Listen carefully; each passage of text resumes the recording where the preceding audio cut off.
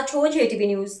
અરવલ્લી જિલ્લાના માલપુર તાલુકાના સુરજપુર ગામની સીમમાં આવેલા સોલાર પ્લાન્ટમાં આજે સવારે અંદાજે 8 વાગ્યાના અરસામાં ભીષણ આગ લાગવાની ઘટના સામે આવી છે। આગ લાગવાનું ચોક્કસ કારણ હજુ સુધી સામે આવ્યું નથી। અચાનક સોલાર પ્લાન્ટમાં આગ ફાટી નીકળતા આસપાસના વિસ્તારમાં ભારે અફરાતફરી મચી ગઈ હતી। આગના ધુમાડાના ગોટે ગોટા દૂર દૂર સુધી દેખાતા સ્થાનિકોમાં ભયનો માહોલ સર્જાયો હતો। ઘટનાની જાણ થતાં જ મોડાસા ફાયર બ્રિગેડની ટીમ તાત્કાલિક ઘટના સ્થળે પહોંચી હતી અને આગને કાબૂમાં લેવાની કામગીરી શરૂ કરી હતી। લાંબા સમય સુધી આગ પર કાબૂ મેળવવા માટે પ્રયાસો હાથ ધરવામાં આવ્યા। આગના કારણે સોલાર પ્લાન્ટમાં મોટું આર્થિક નુકસાન થયાની શક્યતા વ્યક્ત કરવામાં આવી રહી છે। સદનસીબે કોઈ જાનહાની થયાની માહિતી હાલ સુધી મળી નથી। હાલ આગ પર સંપૂર્ણ કાબૂ મેળવવાની કામગીરી ચાલુ છે અને તંત્ર દ્વારા તપાસ શરૂ કરવામાં આવી છે। Reporter Jayesh Patel, JTV news, Aravalli.